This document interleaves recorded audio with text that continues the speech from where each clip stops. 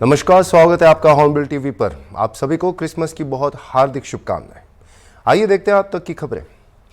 केंद्रीय गृह मंत्री अमित शाह द्वारा संसद में बाबा साहब डॉक्टर भीमराव अंबेडकर पर दिए गए बयान के बाद शुरू हुआ विरोध थमने का नाम नहीं ले रहा है।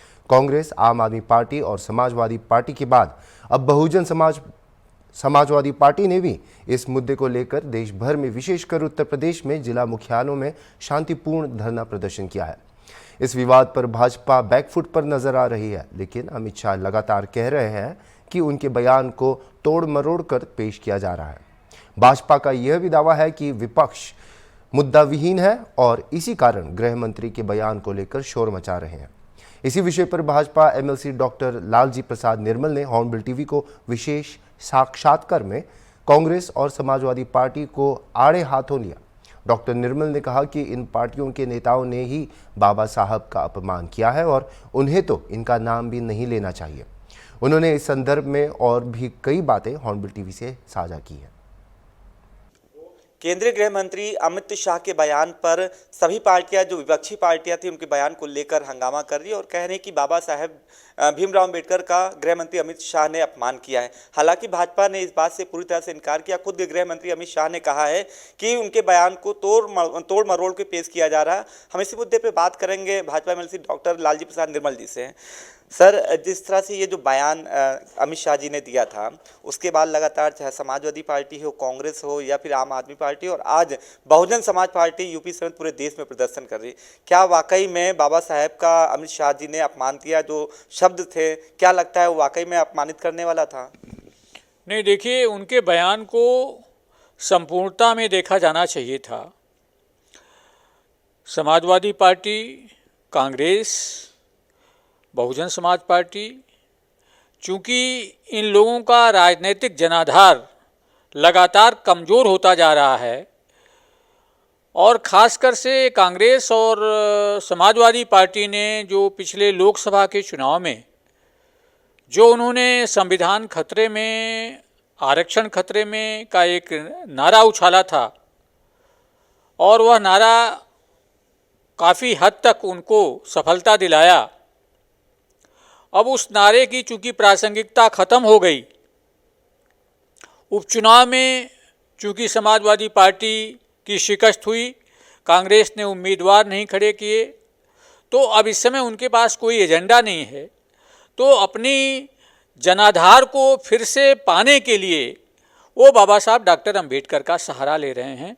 लेकिन यही लोग हैं, कांग्रेस जिसने कि बाबा साहब डॉक्टर अंबेडकर को भारत रत्न तक नहीं दिया, कांग्रेस जिसने बाबा साहब डॉक्टर अंबेडकर को लोकसभा में नहीं पहुंचने दिया। 1952 के आम चुनाव में उन्होंने डॉक्टर अंबेडकर के पीए काजोलकर को उनके सामने टिकट देकर के खड़ा कर दिया और चुनाव हरवा दिया। इसके बाद के जो लोकसभा चुनाव भंडारा में हुआ, वहाँ भी कांग्रेस ने पराजित किया और पंडित नेहरू खुद डॉक्टर अंबेडकर के खिलाफ चुनाव प्रचार करने पहुँचे और भारत रत्न तो नहीं दिया, उसके अलावा बाबा साहब डॉक्टर अंबेडकर की एक भी प्रतिमा कांग्रेस के रिजिम में किसी भी चौराहे पर आपको नहीं मिलेगी।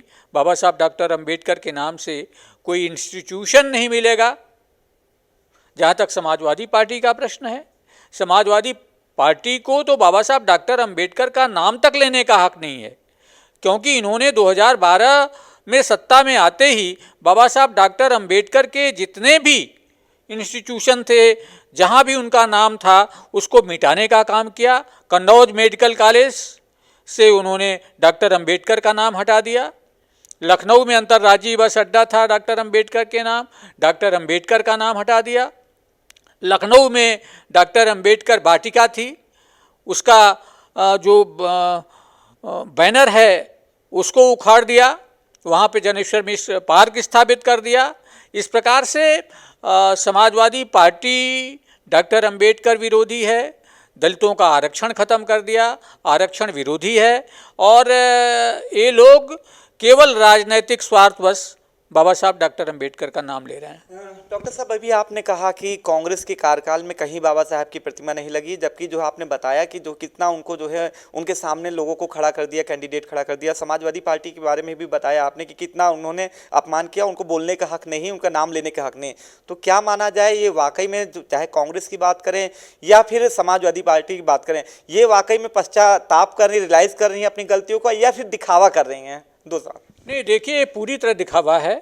प्रायश्चित नहीं माना जाएगा, रियलाइज नहीं, इन्होंने जो गलतियां की थी उसके रियलाइज नहीं कर रहे, दिखावा कर रहे हैं। केवल दिखावा कर रहे हैं। इनके मन में बाबा साहब डॉक्टर अंबेडकर के प्रति कोई सम्मान भाव नहीं है, क्योंकि इनका चरित्र ही अंबेडकर और आरक्षण विरोधी रहा है।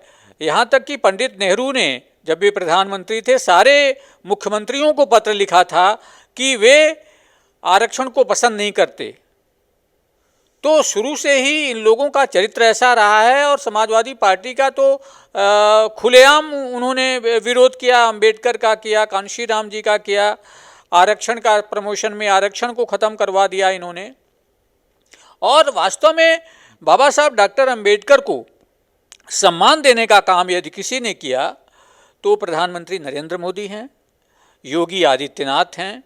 योगी आदित्यनाथ जी ने पूरे उत्तर प्रदेश के सभी सरकारी कार्यालयों में बाबा साहब डॉक्टर अंबेडकर का फ़ोटो लगवा दिया। बहुत बड़ा एक स्मारक डॉक्टर अंबेडकर का बनवा रहे हैं ऐशबाग लखनऊ में। हमारे यशस्वी प्रधानमंत्री नरेंद्र मोदी जी ने देश में तो स्मारक बनवाए ही, विदेश में लंदन में, जहां बाबा साहब डॉक्टर अंबेडकर शिक्षा ग्रहण किए थे और जिस आवास में रहते थे, 10 किंग्स हेनरी रोड लंदन, वहाँ भी भव्य स्मारक बनवा दिया। तो इस प्रकार से हमारी पार्टी दलितों के समर्थन में काम कर रही है, बाबा साहब और डॉक्टर अंबेडकर के सम्मान में काम कर रही है। और ये जो मुद्दा जो उछाला गया है वो पूरी तरह निरर्थक है और उसका कोई प्रभाव नहीं। अच्छा, प्रभाव नहीं पड़ेगा जैसा आपने कहा, तो ये माना जाए कि आपने कहा ये छलावा है, दिखावा है, तो माना जाए अब कोई मुद्दा नहीं बचा है, समाजवादी पार्टी या कांग्रेस या कोई और विपक्षी पार्टी हो? निश्चित रूप से देखिए, भारतीय जनता पार्टी ने जो विकास की गंगा बहाई है, खासकर से जो वंचित समाज है वो पूरी तरह से संतृप्त हो गया है। उनको आवास मिल गया, उनको शौचालय मिल गया, उनको मुफ्त राशन मिल रहा है, तमाम योजनाओं का लाभ मिल रहा है, गरीबों को आयुष्मान भारत की सुविधा मिल रही है। तो इस प्रकार से ये जो वंचित समाज है वो पूरी तरह से संतृप्त है। और बाबा साहब डॉक्टर अंबेडकर के लिए इन्होंने इतना काम किया है, और आर्थिक सशक्तिकरण के लिए, दलितों के आर्थिक सशक्तिकरण के लिए तमाम योजनाएं चल रही हैं। तो अब इनके सामने, विपक्ष के सामने कोई एजेंडा नहीं है, इसलिए वो डॉक्टर अंबेडकर का नाम लेकर के, कभी संविधान का नाम लेकर के, कभी आरक्षण का नाम लेकर के ये इस मुद्दे को उछाल रहे हैं, और इनके पास और कोई आधार नहीं है। देखिए, आप डॉक्टर लालजी प्रसाद निर्मल हैं, जिनका साफ कहना है कि विपक्ष के पास अब कोई मुद्दा नहीं बचा है, और यही वजह है कभी बाबा साहेब भीमराव अम्बेडकर का नाम लेकर, कभी आरक्षण का नाम लेकर, कभी संविधान का नाम लेकर इस तरह की बातें वो करते हैं। जबकि जितना जो सम्मान, चाहे बाबा साहेब की बात हो या दलितों का, जितना जो सम्मान मिला है वो सिर्फ और सिर्फ भारतीय जनता पार्टी की सरकार में मिला है। वीडियो जर्नलिस्ट विजय के साथ अनूप चौधरी, हॉर्नबिल टीवी, लखनऊ। पूर्व कांस्टेबल सौरभ शर्मा के निवास पर लोकायुक्त द्वारा किए गए छापे में सौरभ शर्मा और चेतन सिंह गौर को आरोपी ठहराया गया है। लोकायुक्त डीजी जयदीप प्रसाद ने बताया कि सौरभ शर्मा का अब तक पता नहीं चल पाया है और तलाश अभी जारी है। मामले की जांच के लिए डीएसपी वीरेंद्र सिंह के नेतृत्व में विशेष टीम बनाई गई है। जांच में हवाला के एंगल की संभावना और नकद व सोने से भरी गाड़ी की खोज का भी उल्लेख किया गया है। अन्य संदिग्ध व्यक्तियों और सौरभ शर्मा की नियुक्ति से जुड़ी अनियमितताओं की जांच की जा रही है। सौरभ शर्मा के दुबई भागने की खबर को लेकर लोकायुक्त ने किसी भी सूचना लीक होने से इनकार किया है। शरद जायसवाल के नाम पर कुछ संपत्तियों का उल्लेख हुआ है और इस दिशा में भी जांच जारी है। लोकायुक्त ने जनता से किसी भी अनियमितता की सूचना देने की अपील की है।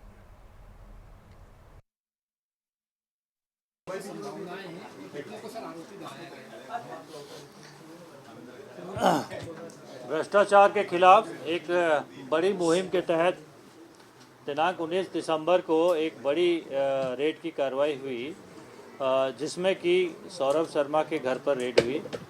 हमें जानकारी मिली कि सौरभ शर्मा जो कि पूर्व आरक्षक रहा है परिवहन विभाग का और जिसने कि 1.5 साल पहले वीआरएस ले लिया है, उसके अनुपातहीन संपत्ति को लेकर जांच करने के लिए रेड की कार्रवाई की गई, जिसके लिए कि विधिवत सर्च वारंट लिया गया तस्दीक करने के बाद और रेड की कार्रवाई शुरू हुई।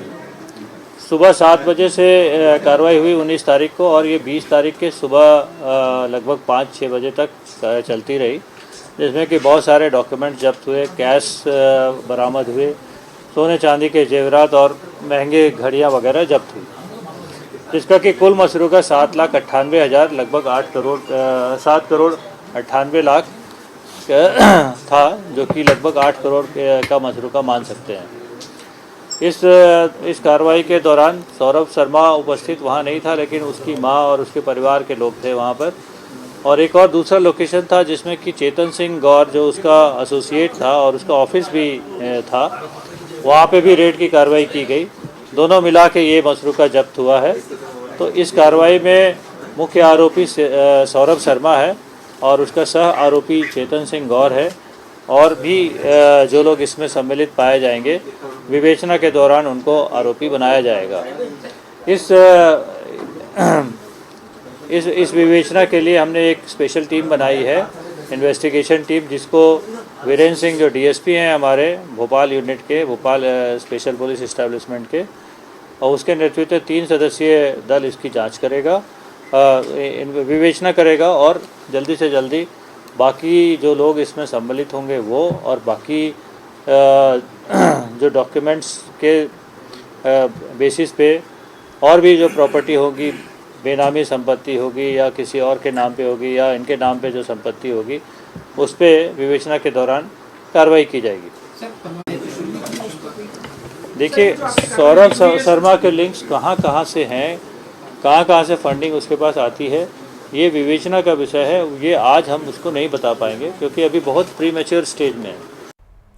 बदनावर विधायक भंवर सिंह शेखावत कृषक भारती ऑपरेटिव लिमिटेड के डायरेक्टर पद के लिए तीसरी बार निर्विरोध निर्वाचित हुए हैं। इस बार पूरे देश से 11 डायरेक्टर चुने गए, जिनमें से 5 शेखावत सहित निर्विरोध चुने गए। शेखावत ने मध्य प्रदेश समेत 5 राज्यों का प्रतिनिधित्व करते हुए यह स्थान हासिल किया। महाराष्ट्र और उड़ीसा से उनके खिलाफ नामांकन दाखिल करने वाले प्रत्याशियों ने अपने नाम वापस ले लिए, जिससे क्षेत्र क्रमांक 9 का चुनाव निर्विरोध संपन्न हुआ। हिंदुस्तान यानी अंतर्राष्ट्रीय स्तर की एक बहुत बड़ी फर्टिलाइजर कंपनी का उपक्रम है और इनका जो हेड ऑफिस जहाँ से इसका प्रोडक्शन होता है वो ओमान में होता है, यूएई के अंदर। और ये यूरिया निर्माण का काम करती है और सारे किसानों को, चाहे हिंदुस्तान के अंदर हो चाहे हिंदुस्तान के बाहर हो, यही इफ्को और क्रिप्को, ये संस्थाएं ही यूरिया किसानों को उपलब्ध करा सकती हैं। इनका उत्पादन और इसका वितरण का काम केंद्रीय सरकार के नेतृत्व में लोग करते हैं। केंद्र सरकार की आवश्यकता के अनुसार हर एक स्टेट तक यूरिया पहुंचाने का काम ये क्रिप्को करता है और इसमें पूरे देश में 11 डायरेक्टर चुने जाते हैं। 11 डायरेक्टरों का चुना हुआ बोर्ड 5 साल के लिए निर्वाचित होता है और इस निर्वाचन में इस बार मुझे सौभाग्य मिला है औपचारिक संस्था में काम करने का और हम सभी देश के किसानों के लिए, विदेश में भारत की पूरी प्रतिष्ठा को बनाए रखने के लिए और हम सभी लोग तत्पर रहते हैं और आप सब लोगों की शुभकामनाओं से, बदनावर की जनता के आशीर्वाद से ये अंतर्राष्ट्रीय स्तर के कार्य करने का अवसर मुझे मिला है। ये मेरा सौभाग्य है। मैं सबको धन्यवाद देता हूँ और जो अपेक्षाएं इस बोर्ड में है सब मिलकर के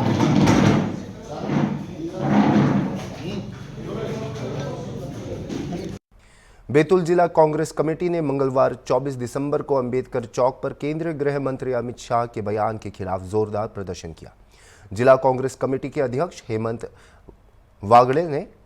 वागड़े के नेतृत्व में कार्यकर्ताओं ने अंबेडकर चौक पर बाबा साहब की प्रतिमा पर माल्यार्पण किया और नारेबाजी की।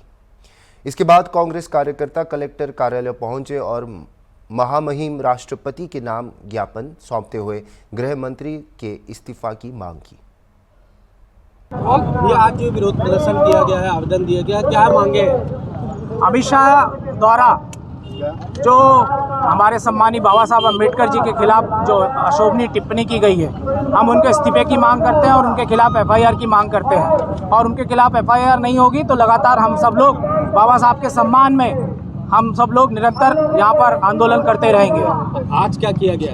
आज यहाँ पे बाबा साहब जी को माला समर्पण की गई और उनके द्वारा जो संविधान निर्माण किया गया उनके पक्ष में हम सब लोग कांग्रेस जन और सभी लोग यहाँ पर खड़े हुए हैं उनके सम्मान में। और हम सब चाहते हैं कि अमित शाह इस्तीफा दे और अमित शाह के खिलाफ एफआईआर दर्ज होनी चाहिए।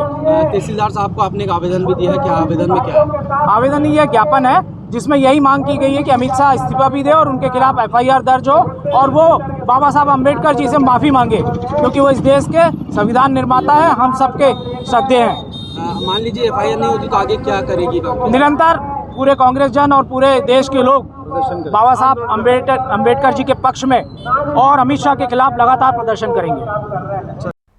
बाबा साहब भीमराव अंबेडकर को लेकर लगातार राजनीतिक गलियारों में प्रतिदिन सभी राजनीतिक दल और कांग्रेस और भाजपा कोई नया मुद्दा मध्य प्रदेश में खेल रहा है। और अब पूर्व गृह मंत्री डॉक्टर नरोत्तम मिश्रा ने ट्विटर पर ट्वीट करते हुए कांग्रेस पीसीसी जीतू पटवारी का वीडियो शेयर किया है, कहते हुए कि कांग्रेसियों ने नेहरू जी से सीखा अंबेडकर जी को नीचा दिखाने का खेल। जीतू पटवारी ने अंबेडकर जी की तस्वीर को सरेआम सबके सामने पैरों पर रखकर साबित किया कि अंबेडकर जी की तस्वीर उनके लिए सिर्फ एक कागज का टुकड़ा है। कल जिस तरह से कांग्रेस के प्रदेश अध्यक्ष ने बाबा साहब की तस्वीर को घुटनों पर पैरों पर रखकर अपमान किया है, सच में मन पीड़ा से भरा। ये बाबा साहब के अपमान करने की नेहरू जी के समय से कोशिश चल रही है कि कैसे भी उस मर्म पर चोट करे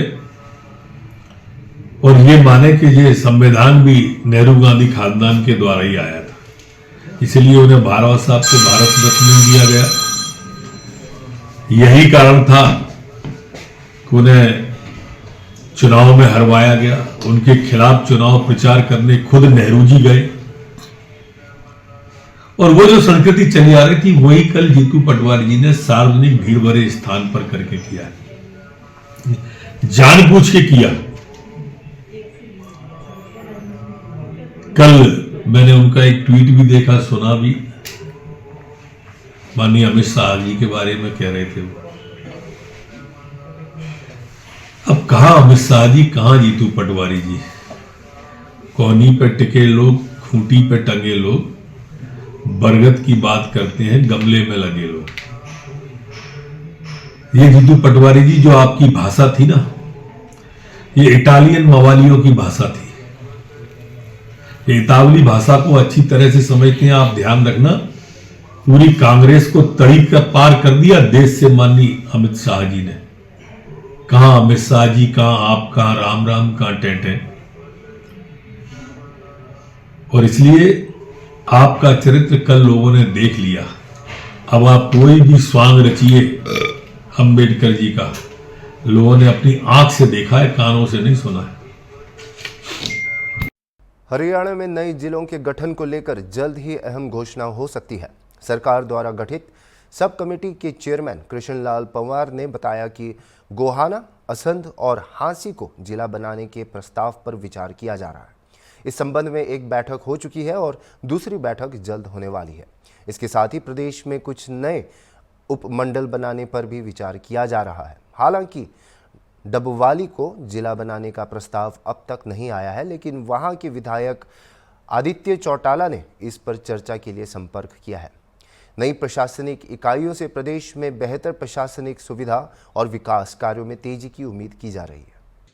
कांग्रेस पार्टी ने सदा बाबा साहब का अपमान किया है, इसलिए जैसे कि उन्होंने गृह मंत्री अमित शाह जी के ऊपर बात उठाई है, उनका ये मन नहीं था उन्हें दुखी मन से एक बात कही थी कि बार बार आप बाबा साहब का नाम ले रहे हैं, तो आप भगवान का भी नाम इतनी बार ले लेते, शायद भगवान भी आपकी सुनाई नहीं करता। लेकिन आपने, उनको शब्द दिए थे, लेकिन आपने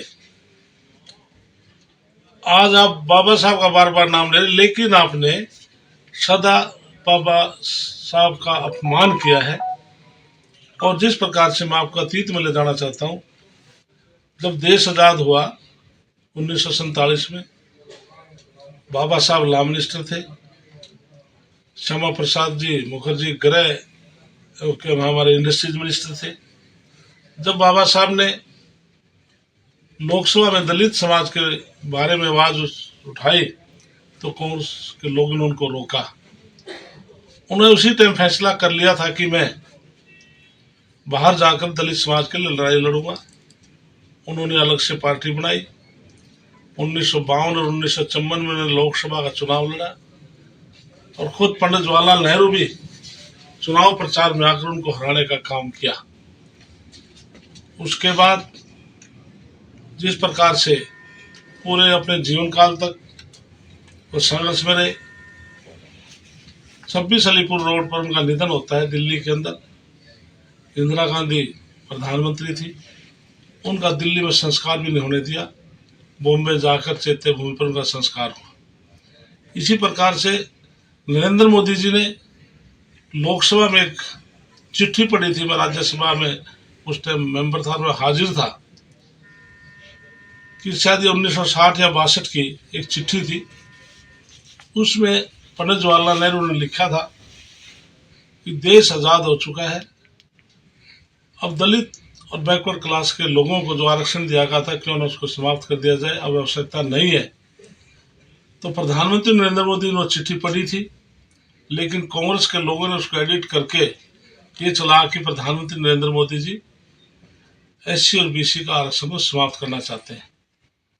इसी प्रकार से अब जो लोकसभा में घंटे से ज्यादा भाषण अमित शाह ने दिया और छोटा सा उसका एडिट करके ये उन्हें चलाने का काम किया।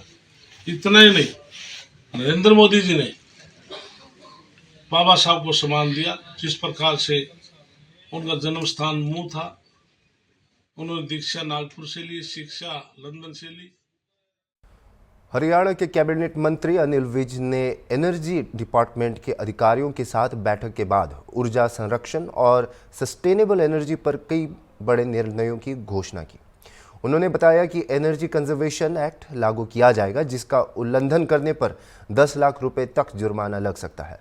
राज्य के सभी जिलों में कचरे से बिजली उत्पादन के लिए प्लांट लगाने पर विचार हो रहा है।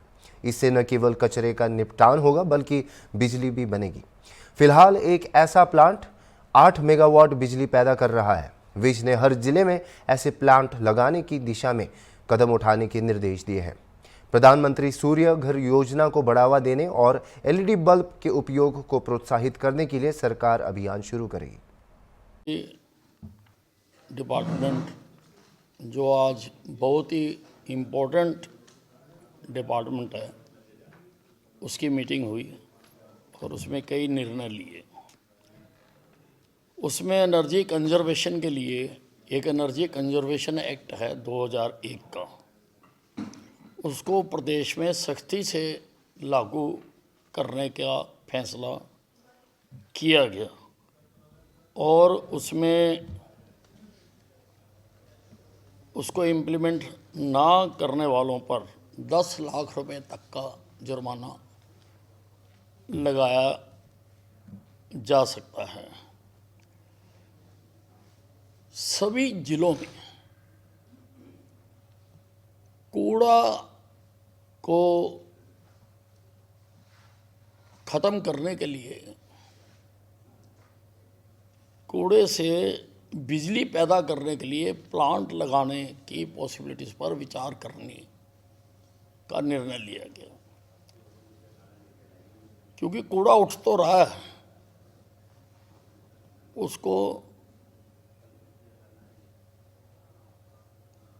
उसका किस प्रकार से उसको ख़त्म किया जाए वो नहीं हो पा रहा, और इसलिए अगर ये हम करें तो इससे बिजली भी बन सकती है। एक हरियाणा में लगा हुआ है, उससे 8 मेगावाट बिजली पैदा की जा रही है। तो मैंने कहा कि हर ज़िले में कम से कम एक लगाकर, ताकि आसपास के सभी इलाकों का कूड़ा वहाँ आ सके और इससे बिजली पैदा की जा सके। उसी प्रकार प्रधानमंत्री सूर्य घर योजना जो है उसको अधिक से अधिक प्रचारित करने का फैसला किया गया है, ताकि अधिक से अधिक जो लोग हैं वो सोलर एनर्जी लगाएं। इसमें सरकार सब्सिडी देती है 3 मेगावाट तक 78,000 रुपये इसमें सब्सिडी सरकार देती है। अभी के लिए इतना ही, और खबरों के लिए आप देखते रहिए हॉर्नबिल टीवी।